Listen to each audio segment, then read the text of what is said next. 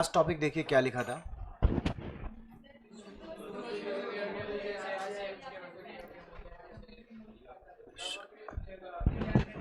सामग्री का मूल्यांकन उसके लागत मूल्य तथा शुद्ध वसूली योग्य मूल्य जो भी दोनों में कम होगा पर किया जाएगा।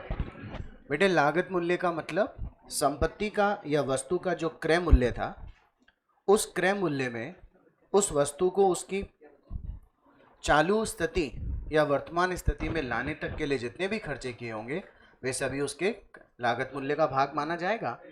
या फिर शुद्ध वसूली योग्य मूल्य का मतलब उस स्टॉक को बेचने पर जो पैसा रियलाइज होगा, उस वस्तु को बेचने पर जो पैसा रियलाइज हुआ वो तो हुआ रियलाइजेबल वैल्यू, और उसमें से उस वस्तु को बेचने पर जो खर्चे होंगे वो खर्चे लेस कर देंगे तो आ जाएगी नेट रियलाइजेबल वैल्यू। जनरली जो स्टॉक होता है उसका एनआरवी यानी नेट रियलाइजेबल वैल्यू ज़्यादा होता है, क्योंकि उस रियलाइजेबल वैल्यू में प्रॉफिट शामिल होता है। प्रॉफिट ज़्यादा हो जाने से कॉस्ट से उसकी वैल्यू ज़्यादा हो जाती है। लेकिन अगर कुछ इकाइयाँ खराब हो, शॉप में पड़ी पड़ी खराब हो गई हो, पढ़ा था अपन ने कंसाइनमेंट का चैप्टर, जिसमें साइकिल वाला एग्जाम्पल था बेटे, कल भी मैंने डिस्कस किया होगा कि 50% डेप्रिसिएशन पे लाना पड़ा था। तो कुछ विशेष परिस्थितियाँ ऐसी होती हैं जहाँ पे स्टॉक का मूल्य जो है उसके कॉस्ट प्राइस से कम हो जाता है। इसीलिए हम लोग कॉस्ट प्राइस और एनआरवी नेट रियलाइजेबल वैल्यू शुद्ध वसूली योग्य मूल्य को इंग्लिश में क्या बोलते हैं बेटे? Net realisable value. दोनों में जो भी कम होगा उस पर उसका मूल्यांकन किया जाएगा। बात समझ में आ गई बेटा? अब आगे लिखेंगे स्टॉक रिकॉर्ड प्रणालियां। स्टॉक रिकॉर्ड प्रणालियां। बेटा स्टॉक रिकॉर्ड प्रणालियां मतलब आपके पास जो गुड्स आ रहा है जा रहा है उसका आपको डेटा रिकॉर्ड करना है, इसलिए हम उसे क्या नाम देते हैं? स्टॉक रिकॉर्ड की प्रणाली। ठीक है, इसमें लिखना शुरू करें। सामग्री के अभिलेखन की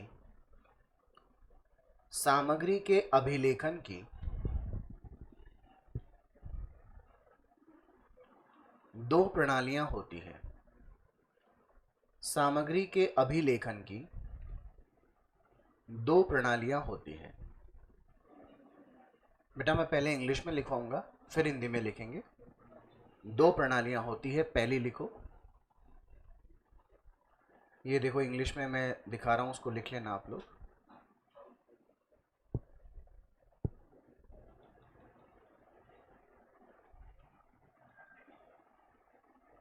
ये लिखो पहली, periodic inventory system, PERIODIC,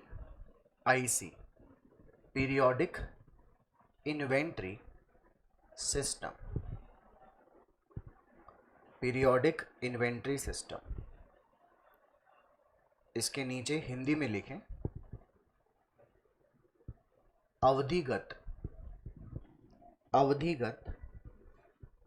stock गणना प्रणाली।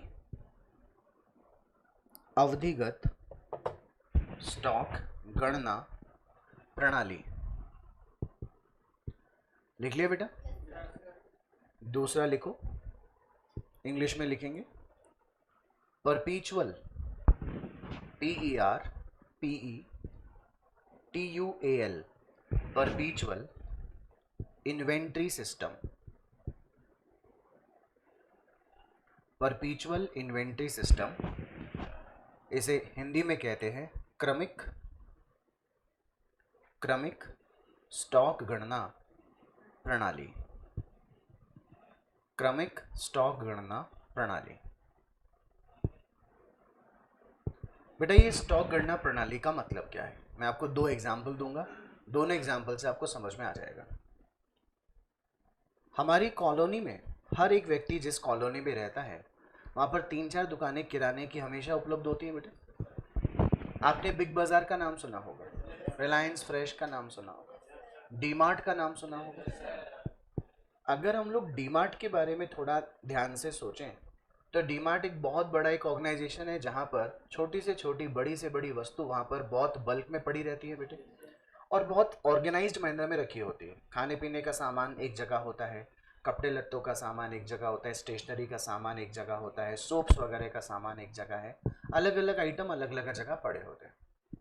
लेकिन अगर हम हमारे गली के नुक्कड़ पे या फिर गली में जो किराने की दुकान वाले हैं उनके पास सामान पड़ा तो होता है लेकिन ऑर्गेनाइज नहीं होता, इधर उधर एक जगह ठूसा हुआ पड़ा रहता है, बिकॉज उनके पास जगह की कमी होती है, सामान उन्हें काफ़ी रखना पड़ता है। अब आप फटाफट आंसर दीजिएगा, जब आप कभी डीमार्ट में एंट्री लेते हो और जब आप सामान लेकर आते हो तो क्या बिना बिल बनाए सिर्फ पैसा देकर आ जाते हैं क्या? आप उन्हें कह भी दोगे ना कि बिल 15,000 रुपये का सामान बना है, ये तो 16,000 पकड़, लेकिन बिल नहीं लूंगा। वो बोलेगा कोई बात नहीं, सामान यहाँ पटक जाओ, आपके 16,000 वापस ले जाओ, आपको बिल दिए बगैर हम जाने भी नहीं देंगे।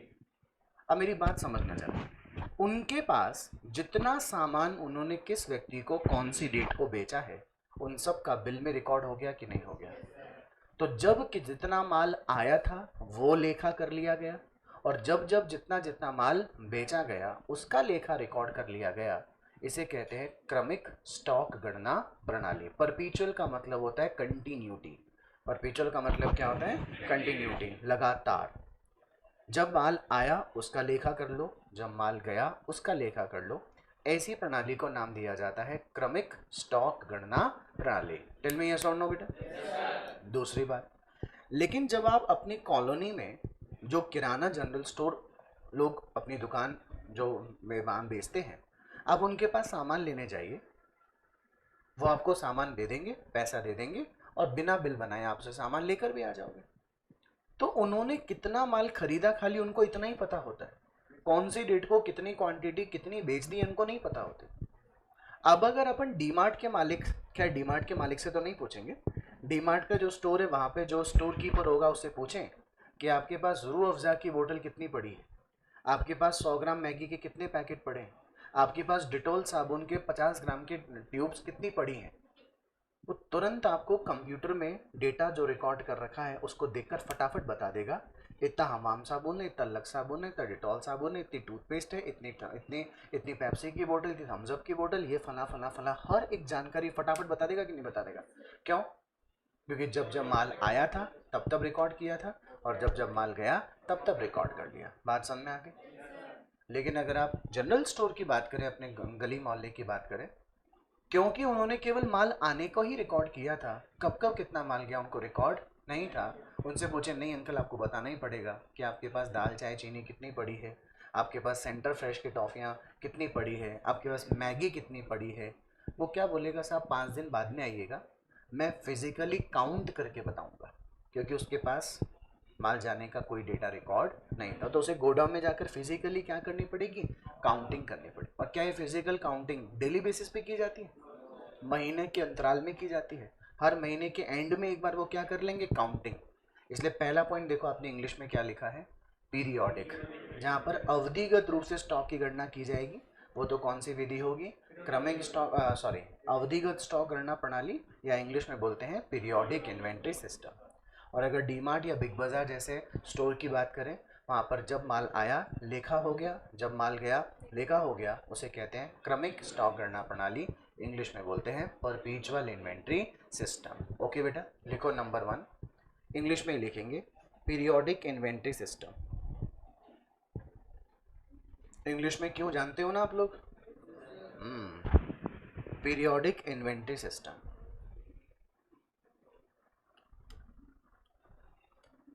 लिखिए बेटा, यह विधि सामग्री के भौतिक मूल्यांकन पर आधारित विधि है। सामग्री के भौतिक मूल्यांकन पर आधारित विधि है। अर्थात इस विधि में सामग्री का मूल्यांकन,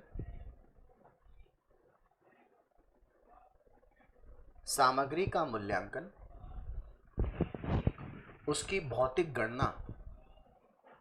भौतिक गणना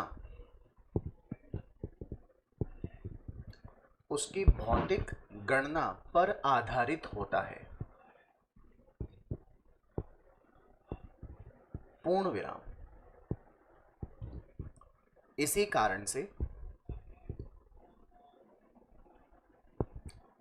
कारण से यह विधि भौतिक स्टॉक गणना विधि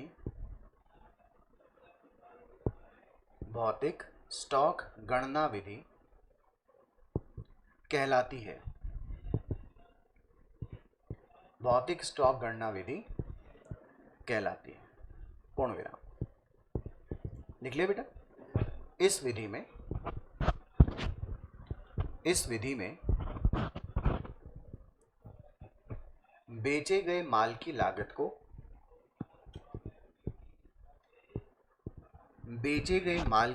को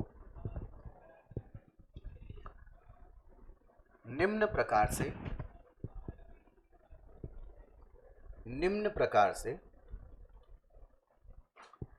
ज्ञात किया जाता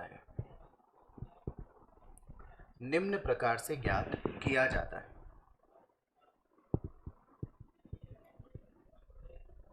cost of good sold is equals to opening stock plus purchase. बेटा वैसे तो हम लोग डायरेक्ट एक्सपेंस भी ऐड करते हैं ना, लेकिन हम लोग केवल स्टॉक की बात कर रहे हैं, फिलहाल खर्चों की बात नहीं कर रहे हैं। हम क्वांटिटी की बात कर रहे हैं कि 100 क्वांटिटी पहले से थी, 2000 क्वांटिटी और खरीद ली, 150 क्वांटिटी बची। हम खर्चे वेजेस की, डायरेक्ट एक्सपेंसेस की बात नहीं कर रहे। इसलिए opening stock plus purchase minus closing stock. बेटा हमने डायरेक्ट एक्सपेंस को हटा दिया ना यहाँ से, क्योंकि हम लोग सिर्फ स्टॉक की बात कर रहे हैं। जो स्टॉक फिजिकली हमारे पास अवेलेबल है उसी की बात कर रहे हैं। अंडरस्टूड बेटा। अब ये ओपनिंग स्टॉक के नीचे लिखे ब्रैकेट में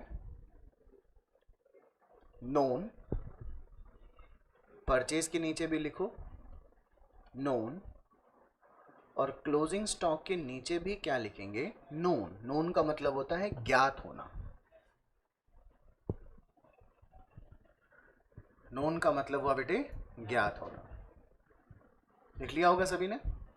अब एग्जाम्पल के तौर पे साल के प्रारंभ में आपके पास गोदाम में कितने रुपए का माल भौतिक रूप से पड़ा था? देखिए भौतिक रूप से मतलब आपको दिख रहा है कितने रुपए का माल पड़ा था। आपने चालू वर्ष में 15 लाख रुपए का माल और खरीद लिया। अब आपके पास गोडाउन में 16 लाख रुपए का माल होना चाहिए। बेटा चूंकि आप क्या करते हैं, माल बेचने पर बिल नहीं बनाते, तो आपको पता ही नहीं रहता कि आपने कौन सी डेट को कितना माल बेचा। और क्योंकि आपने बिल नहीं बनाया तो साल भर में जितना भी माल बेचा था वो भी आपको नहीं पता होगा। तो अब आप ये बोलेंगे कि यार ये तो नहीं पता कितना बेचा, लेकिन एक तरीका है। 1 लाख पहले से था, 15 लाख का और खरीदा, तो होना कितना चाहिए? अब एक बार गोदाम में जाके देखते हैं। हम गोदाम में गए और हमने देखा कि हमारे पास माल केवल और केवल फिजिकल फॉर्म में कितने का ही पड़ा है। ज्ञात कर लिया अपन ने। तो 16 लाख में से 2 लाख का ही माल बचा है, यानी हमने 14 लाख रुपए की लागत का माल बेच ही दिया होगा बेटे। यानी हम कॉस्ट ऑफ गुड सोल्ड को कैसे ज्ञात करते हैं? बैलेंसिंग फिगर, अवशेष के रूप में निकालते हैं कि जो माल गोदाम में नहीं पड़ा है यानी वो हमने क्या कर दिया होगा? बेच दिया होगा। लेकिन इसके एक नाटकबाजी ये है कि जरूरी है क्या जो माल गोदाम में नहीं पड़ा वो बेच ही दिया होगा? हो सकता है 1 लाख रुपए का माल चोरी भी हो गया हो। तो जो माल चोरी हुआ था उसे तो आपने क्या मान लिया? बेचा हुआ मान लिया। गड़बड़ी हो गई कि नहीं हो गई? लेकिन ये विधि सस्ती है और आसान है, इसलिए हर व्यापारी ऐसी विधि को अपनाना चाहता है। वो व्यापारी जो बड़े लेवल पर व्यापार नहीं करता, या जो बुक्स ऑफ अकाउंट्स में हर बार माल आने और जाने का डेटा बराबर रिकॉर्ड नहीं करता। बेटे बात समझ में आई क्या? पक्की बात समझ में आ गई? जैसे मैं घर से 500 रुपये लेके निकला और मैंने पूरे दिन भर में जितने भी खर्चे किए होंगे उसका मैंने डेटा कोई डायरी में रिकॉर्ड नहीं किया, बस मैं खर्चे करता गया करते गया। घर जब लौट के आया तो घर वालों ने पूछा कितना खर्चा कराया? मैंने कहा रुको, पैसे लेकर कितने गया था? 500। तो 5 के आगे 2 शून्य थे। अब मैंने एक नोट निकाला जिसमें 5 के आगे केवल 1 शून्य है। तो कितना खर्चा कर दिया होगा? क्या जरूरी है 4.5 का खर्चा ही किया हो सकता है जेब में से पैसे निकालते समय 10-20 का नोट गिर भी गया, डबल भी चले गए हो, तो मैंने लॉस को भी खर्च की राशि मान ली कि नहीं मान ली? मेरे बात समझ में आ गई? ये कौन सी विधि थी? स्टॉक गणना की भौतिक स्टॉक गणना प्रणाली या अवधिगत स्टॉक गणना प्रणाली, जिसमें हर बार माल के आने और जाने का लेखा बराबर नहीं होता। और कॉस्ट ऑफ गुड्स सोल्ड का वैल्यू कैसे निकालते हैं? जितना पड़ा था, जितना खरीदा उनको ऐड कर लो, उसमें से अब जो बचा है वही लेस कर दो, तो जो नहीं बचा हुआ दिख रहा है उसे ही क्या मान लेते हैं? बेचा हुआ मान लेते हैं। बेटे बात समझ में आई? अब एक लाइन छोड़ कर लिखिए नंबर 2, क्रमिक स्टॉक गणना प्रणाली, जिसे इंग्लिश में क्या बोलते हैं? परपीचुअल इन्वेंट्री सिस्टम, PERPETUAL।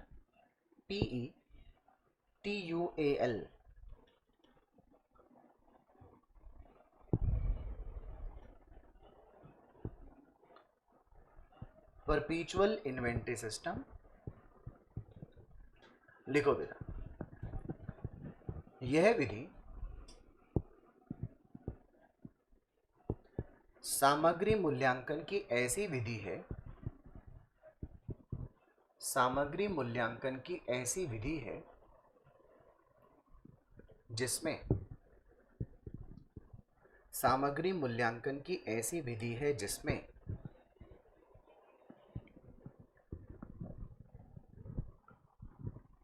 माल प्राप्ति के समय, माल प्राप्ति के समय तथा माल के जाने के समय सभी लेन देनों का लेखा, सभी लेन देनों का लेखा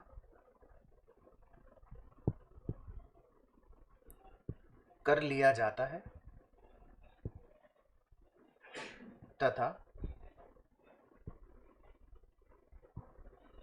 सामग्री का शेष ज्ञात कर लिया जाता है।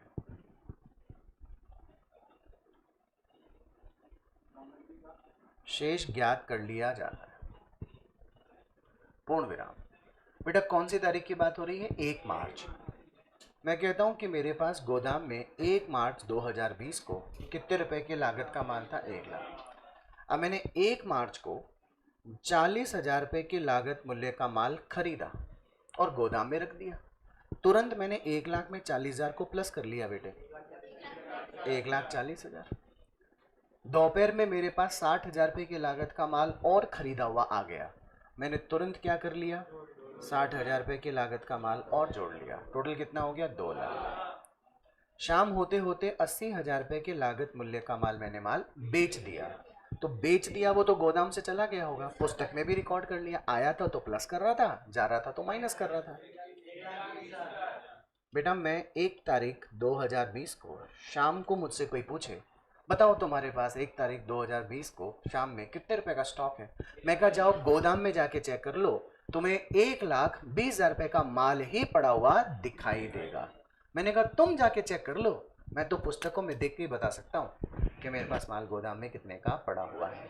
मुझे कैसे पता चला? मैं अंतर्यामी हूँ? नहीं, मैंने तो माल आने का लेखा किया था, जाने का लेखा किया था, बिना गोदाम में गए बता सकता हूँ ना बेटे।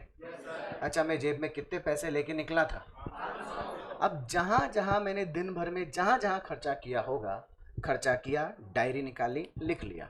100 रुपए का खाना खाया, 500 रुपए में से 50 रुपए की पिक्चर देखी, 20 रुपए के गोलगप्पे खाए, 50 रुपए की स्टेशनरी खरीदी।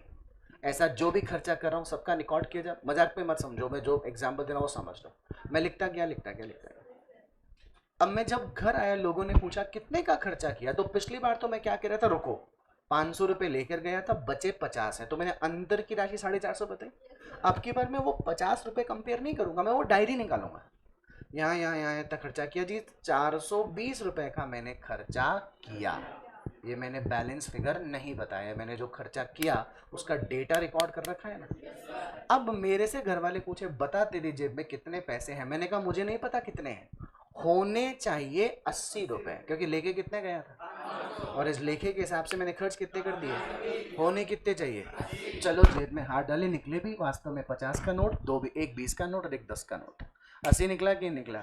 जितना होना चाहिए था उतना ही है कि नहीं? लेकिन मैंने जेब में हाथ डाला, निकला केवल 50 का नोट, और 30 रुपए कहाँ गए? कहीं खो गए होंगे। अब मैं होने चाहिए और है, उन दोनों में डिफरेंस कर पा रहा हूँ कि नहीं कर पा रहा हूँ? पहले तो मैंने सोचा गोदाम में पड़े नहीं 14 लाख रुपए, तो मैंने 14 लाख का माल बेच ही दिया होगा। मैंने उसमें हानि को भी शामिल कर लिया था ना। अब मैं हानि को अलग ज्ञात कर पा रहा हूँ कि नहीं कर पा रहा हूँ? बात समझ में आ गई बेटा? इसमें लिखेंगे, इस विधि में क्लोजिंग स्टॉक की गणना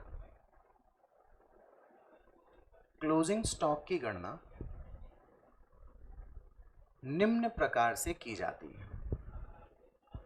क्लोजिंग स्टॉक की गणना निम्न प्रकार से की जाती है। लिखो बेटे, क्लोजिंग स्टॉक बराबर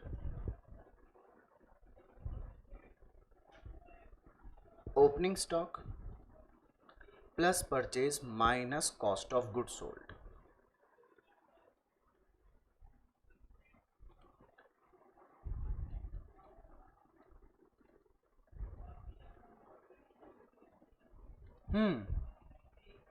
देखो formula, cost of goods sold हम लोगों ने क्या कर दिया, माइनस कर दिया आपकी बार।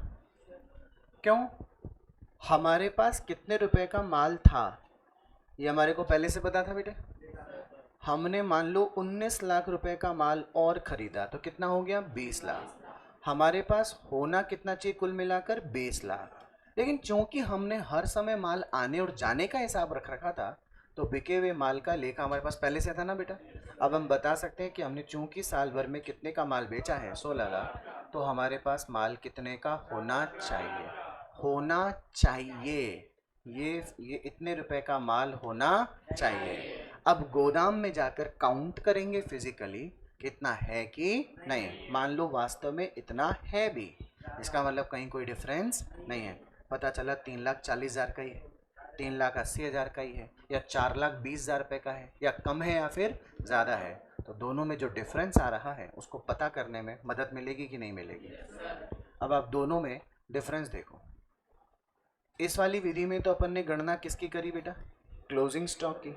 जब पहले से क्या ज्ञात था? Cost of goods sold. और ऊपर वाले में अपन ने क्या किया? किसकी गणना करी? जब क्या पता था? बात समझ में आ गई बेटा? अब एक लाइन छोड़कर लिखेंगे, दोनों विधियों में अंतर। दोनों विधियों में अंतर।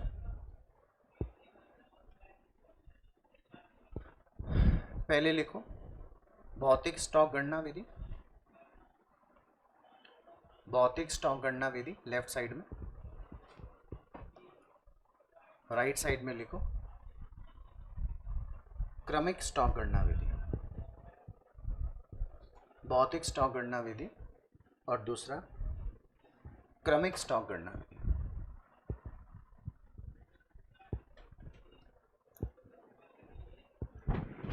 लिख लिया बेटा? अब आप सबसे पहले लिखें, मैं जो भी बोलूंगा वो पहले किस में बोलूंगा? भौतिक में। फिर दूसरा किस में बोलूंगा? क्रमिक में। पहला बोलेंगे यह विधि भौतिक गणना पर आधारित विधि है। यह विधि, मैं पहले किसके लिए बोल रहा हूं बेटे? भौतिक के लिए। फिर दूसरा किसके लिए बोलूंगा? क्रमिक के लिए। यह विधि भौतिक स्टॉक गणना पर आधारित विधि है। ठीक है?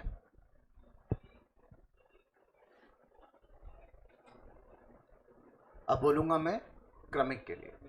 यह विधि पुस्तकीय लेखों पर आधारित विधि है। यह विधि पुस्तकीय लेखों पर आधारित विधि है।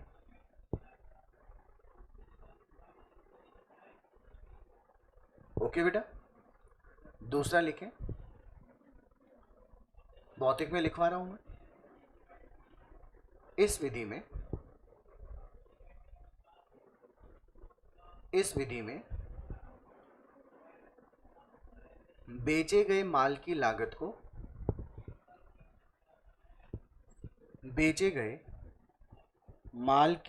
को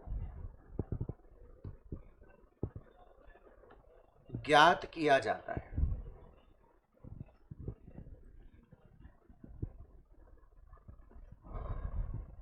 ठीक है बेटा, अब लिखेंगे क्रमिक में। इस विधि में बेटा आप बताओ, बेचे गए माल की लागत तो पहले से ही ज्ञात होती है, तो क्या पता करेंगे? क्लोजिंग। शाबाश। इस विधि में अंतिम स्कंद की राशि को ज्ञात किया जाता है। इस विधि में अंतिम स्कंद की राशि को ज्ञात किया जाता है।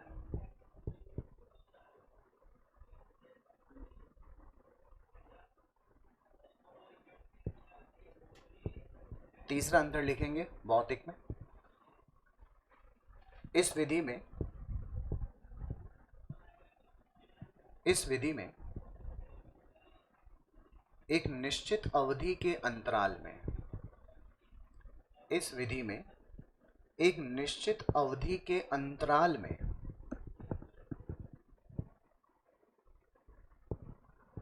एक निश्चित विधि के अंतराल में स्कंद की राशि ज्ञात की जाती है। स्कंद की राशि ज्ञात की जाती है। ठीक है बेटा, निश्चित अवधि में कैसे? हर महीने के एंड में एक बार फिजिकली काउंट कर लिया जाएगा। लेकिन क्रमिक में क्या होता है? नाम ही क्रमिक है। इसमें, इस विधि में प्रति लेन देन के पश्चात ही, प्रति लेन देन, प्रतिदिन नहीं बेटा, मान लो किसी दिन लेन देन ही नहीं हुआ तो रिकॉर्ड कहां से करेंगे? प्रति लेन देन के बाद में स्कंद की राशि ज्ञात कर ली जाती है। स्कंद की राशि ज्ञात कर ली जाती है।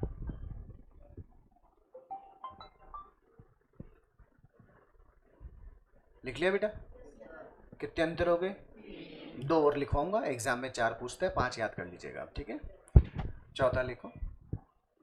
भौतिक में लिखेंगे बेटे, यह विधि कम खर्चीली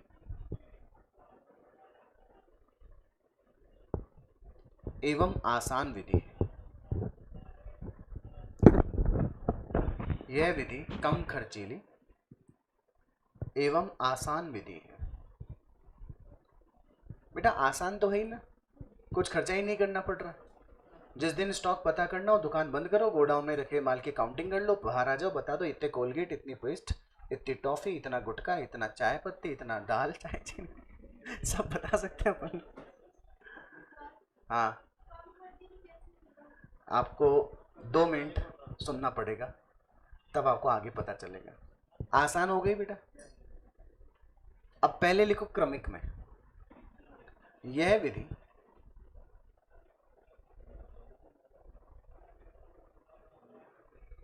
अपेक्षानुकृत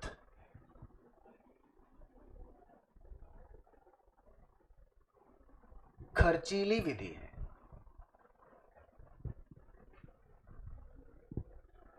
हाँ बेटा, डीमार्ट गए हैं कभी आप? डीमार्ट में आपको सब ऑर्गेनाइज दिखाई दे रहा है, तो क्या सामान हवा में झूल रहे हैं? हवा में झूल रहे होते हैं? शेल्फ लगी होती है कि नहीं लगी होती है? फ्री में आती है? पैसा लगता है। क्या लगता है? पैसा। वहां पे जो कर्मचारी रखे होते, मतलब रखे क्या, मतलब जो कर्मचारी कार्यरत हो रहे होते हैं, बहुत कर्मचारी होते हैं, उनकी सैलरी जाती है कि नहीं जाती है? क्या लगता है? वहां पे कंप्यूटर होता है, कंप्यूटर, यहाँ पे क्या होती है? बिलिंग। कंप्यूटर फ्री में आता है क्या? महंगा हो गया कि नहीं हो गया? पेशेंस रहो, सब बता दूंगा। उसमें बिल बनकर आते हैं क्या? बिल कागज पे बनकर आते हैं, स्टेशनरी लगती है। खर्चा हो गया कि नहीं हो गया? और कंप्यूटर आंखों की रोशनी से चल रहा है क्या? बिजली पानी आ रहा है कि नहीं आ रहा है? पानी नहीं आएगा, बिजली आएगी। क्या लगेगा? बात समझ आ गया? इसलिए विधि क्या होती है? खर्चीली। लेकिन जो दूसरा डिपार्टमेंट है वहां पे इतने खर्चे करने की जरूरत ही नहीं है। पैसा दो, सामान लो। बात समझ में आ गई? अंडरस्टूड? आगे लिखेंगे लास्ट और बहुत इंपॉर्टेंट टॉपिक इसी में, पांचवा अंतर। बहुत, तो यही करना बेटा। आगे लिखो, जैसी सोच वैसी करनी। बहुत बढ़िया, मजा ही आ गया। पॉइंट नंबर पांचवा, काश मैं लिखवा सकता अंतरों में। देखो पांचवा, इस विधि में स्टॉक की गणना करने हेतु, इस विधि में स्टॉक की गणना करने हेतु व्यापार के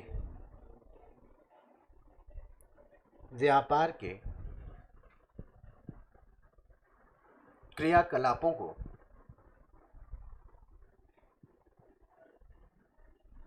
कुछ दिनों हेतु बंद करना पड़ता है। कुछ दिनों हेतु बंद करना पड़ता है।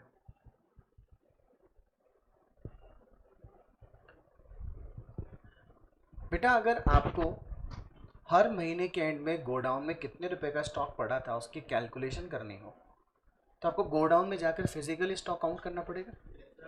क्या उस दौरान आप सामान्य रूप से माल खरीद और बेचना कार्य कर सकते हैं क्या? नहीं। इधर तो आपने काउंटिंग करी थी, फिर एक व्यक्ति आया, वो आपसे माल खरीद के ले गया, तो काउंटिंग बिगड़ गई कि नहीं बिगड़ गई? फिर इधर में आपके पास ट्रक में और सामान आया, तो जहाँ पहले काउंटिंग करी थी वो फिर बिगड़ गई कि नहीं बिगड़ गई? तब जब तक फिजिकल काउंटिंग नहीं कर पाते तब तक आपका जो बिजनेस का जो नॉर्मल ऑपरेशन होता है वो प्रभावित होता है। तो आपको दुकान 2 से 3 दिन या साइज ऑफ द बिजनेस आपको दुकान बंद करनी पड़ती है। लेकिन जब आपने एक अकाउंटेंट बिठा रखा है जो माल आने का लेखा कर रहा है, माल जाने का लेखा कर रहा है, तो आप स्टॉक कितना पड़ा है गोडाउन में वो बिना फिजिकल काउंट किए भी अंदाजा लगा सकते हो ना। लिखो क्रमिक में। परंतु इस विधि में व्यापारिक लेन देनों को बिना प्रभावित किए भी, व्यापारिक लेन देनों को बिना प्रभावित किए भी, बिना प्रभावित किए भी सामग्री का मूल्यांकन किया जा सकता है। सामग्री का मूल्यांकन किया जा सकता है। बेटे बात समझ में आ गई आपको? पक्का? चलिए, थ्योरी की जो इंपॉर्टेंट पॉइंट बातें थी वो मैक्सिमम हो गई। एक दो जगह थ्योरी और आएगी, वो भी लिखवा दूंगा। अब एकदम नया टॉपिक लिखेंगे, यहाँ से प्रैक्टिकल पोर्शन शुरू होगा हमारा। देखो, स्टॉक गणना करने की विधियां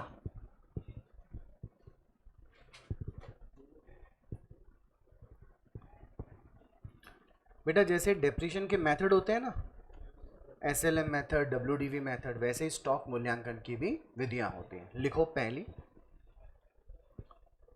प्रथम आगमन, प्रथम आगमन,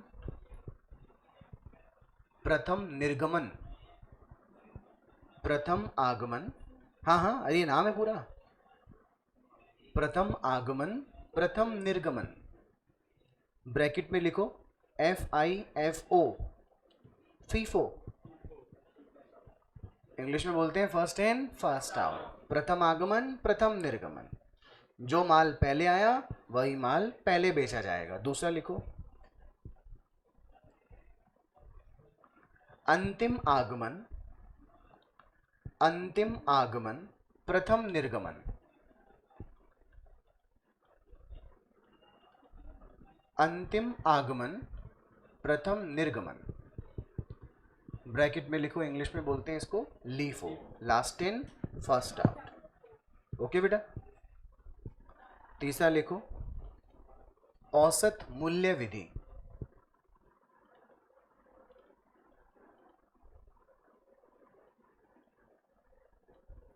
औसत मूल्य विधि, इंग्लिश में क्या बोलते हैं? Average price method.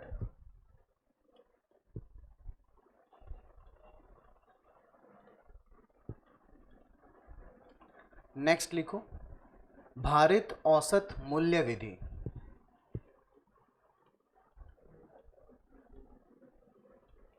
भारित औसत मूल्य विधि, weighted average price method. Weighted average price method. ठीक है, ठीक है बेटा। नेक्स्ट लिखे, समायोजित समायोजित विक्रय मूल्य विधि। समायोजित विक्रय मूल्य विधि।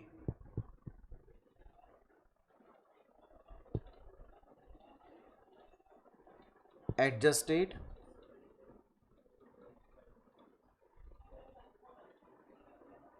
Selling price method.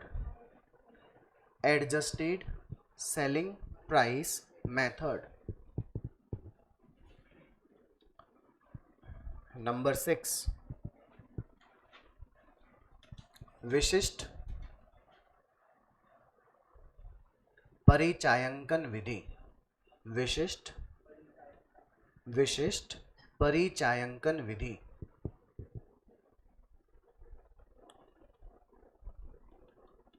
Specific identification.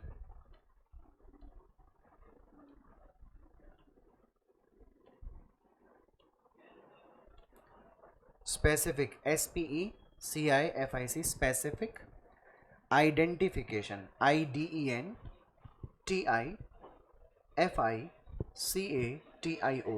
Specific identification method.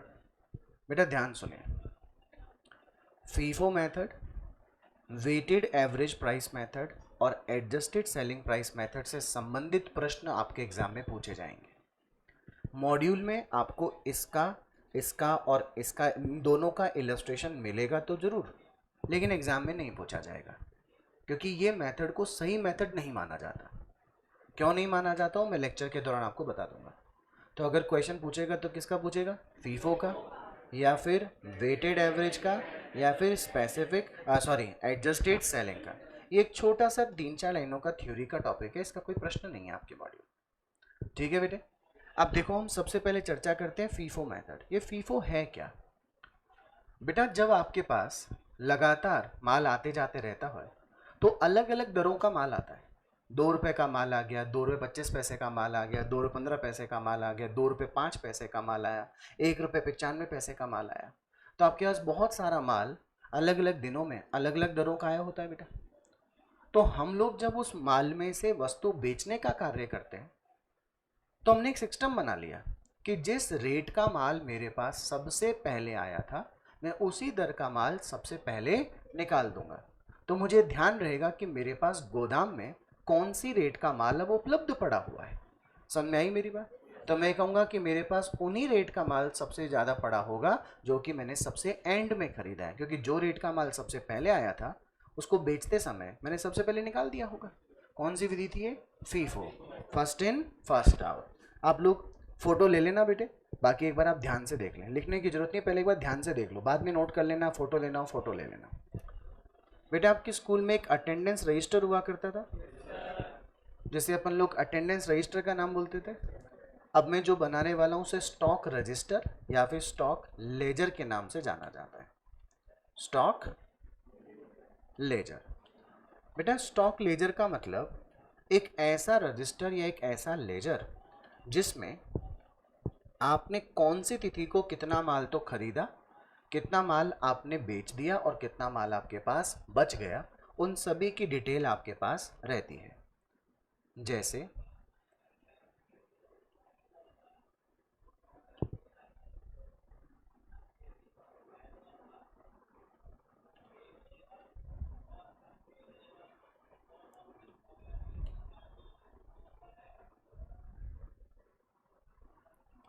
ये कॉलम हुआ जैसे आपके पास डेट का, फिर हो गया रिसिट माल प्राप्ति का कॉलम, इशू कितना माल आपने निर्गमित कर दिया, और फिर बैलेंस कितने का माल आपके पास बच गया, शेष बच गया। ठीक है बेटा, रिसीट में, इशू में और बैलेंस में सब में तीन तीन सब कॉलम होंगे। एक बार आप फॉर्मेट देख लो, फिर आपको फॉर्मेट बहुत इजी लगेगा बनाने में।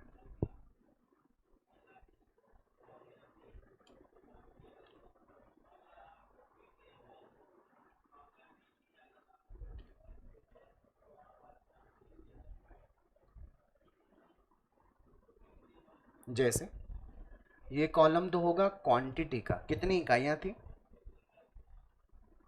क्या दर थी उसकी, और क्वांटिटी को रेट से अगर मल्टीप्लाई कर देंगे, amount, quantity rate amount, quantity rate amount. आई बेटे बात समझ। फॉर एग्जाम्पल मैं कौन सी विधि अपना रहा हूं, फीफो। बेटा बहुत ध्यान से समझना, बहुत ध्यान से, एक ही एग्जाम्पल में चारों विधि समझ आ जाएगी, फीफो, लीफो, एवरेज और वेटेड एवरेज। एकदम ध्यान, पूरा ध्यान किस पे रखेंगे, इधर। आजू बाजू बात भी नहीं करने दूंगा मैं, सारा ध्यान इधर रहेगा और जवाब मेरे को बराबर चाहिएगा। मैंने कहा मेरे पास 1 मार्च 2021 को गोदाम में 1000 इकाइयाँ थी, जिनका मेरे लिए लागत मूल्य कितना था, 2 रुपये के हिसाब से 2000 रुपये का मूल्य था। मैंने 10 मार्च 2021 को 2000 इकाइयाँ और खरीदी, जिसका लागत मूल्य कितना था, 2 रुपये। तो मेरे पास कितने का माल आया। अब 10 मार्च की शाम को मुझसे पूछे कि तुम्हारे पास स्टॉक कितने का है, तो मैं कहूँगा 2 रुपये वाली तो कितनी इकाइयाँ हैं, 1000, जिसका मूल्य कितना है, 2000, और सॉरी इसको चेंज कर देता हूँ, रेट को, रेट कितनी बना दी, 3, तो ये कितना हो गया, 6000। तो अब मैं ये बोल सकता हूँ आसानी से कि 2 रुपये वाली तो कितनी है, 1000, 3 रुपये वाली कितनी है, 2000, जिनका मूल्य कितना है। तो मेरे पास जो 8000 रुपये का माल है उसको मैंने बहुत अच्छे से स्पेसिफिकली दिखा दिया बेटा। मान लीजिए 15 मार्च 2021 को मैंने 4000 इकाइयाँ और खरीदी, जिसका मूल्य कितना था, 4, तो क्या मेरे पास 16000 का माल आ गया। इस दिन मैंने किसी प्रकार का कोई माल निर्गमित नहीं किया। अब मैं कहूँगा 15 मार्च की क्लोजिंग के टाइम पे 2 रुपये की कितनी इकाइयाँ थी, 1000, जिसका मूल्य 2000, 3 रुपये वाली जिसका मूल्य, और 4 रुपये वाली जिसका मूल्य, ये माल मेरे पास पड़ा था। आ गई बात समझ। मान लीजिए 25 मार्च 2021 को मुझे किसी से ऑर्डर मिला कि उसे कुछ 7000 इकाइयाँ खरीदनी थी मुझसे। कितनी इकाई, पहले देखो मेरे पास कुल मिलाकर 7000 इकाई पड़ी है क्या, 1 + 2 3 + 4 7, 7000 पड़ी है, पूरी पूरी निर्गमित कर सकता हूँ। अब थोड़ा 7000 के बजाय मान लीजिए मेरे को 6800 इकाइयाँ निर्गमित करनी है। कितनी इकाई, 6800 पड़ी है मेरे पास पहले से। अब देखो रेट मेरे पास कौन कौन सी पड़ी है, 2 की, 3 की, 4 की। मैं कौन सी विधि अपना रहा हूँ, जिसे कहते हैं फर्स्ट इन फर्स्ट आउट। जिस रेट का माल मेरे पास सबसे पहले आया, मैं सबसे पहले उस रेट का माल निकालूंगा। तो पहले रिसीट कॉलम को तो ब्लैंक छोड़ दो ना बेटा। सबसे पहले कौन सी रेट का माल, 2 रुपये वाले, तो 2 रुपये वाली कितनी इकाई, 1000, कितना हो गया, 2000। आ गई बात समझ। अब फिर 3 रुपये वाली कितनी, कितना हो गया बेटा, मैंने 6800 इकाई निर्गमित करनी थी ना, मैं 3000 निर्गमित कर चुका हूँ ना, कितनी बची, 3800। कौन सी वाली दूंगा, 4 वाली, 3000, बताओ कितना आया,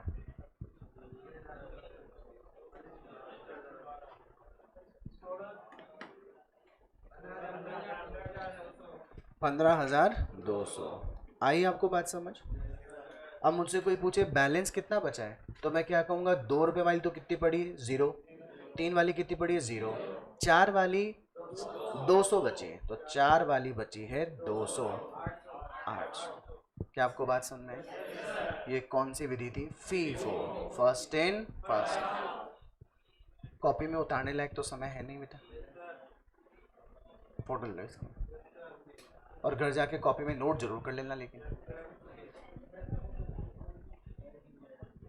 जो बच्चे ऑनलाइन देख रहे हैं वो स्क्रीनशॉट ले लें इसका।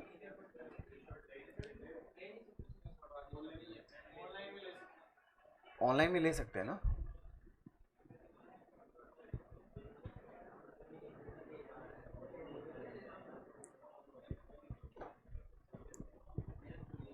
ले लिया बेटा?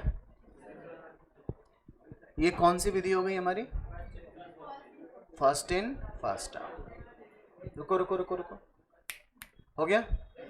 अगर मैं इसी विधि में से फीफो की बजाय क्या लिख दूं बेटा? लीफो। अब लीफो लिख दूं, एफ को हटा के क्या लेके आ जाऊं? एल, लीफो हो जाएगा। अब देखो कहानी में कहां चेंज आएगा।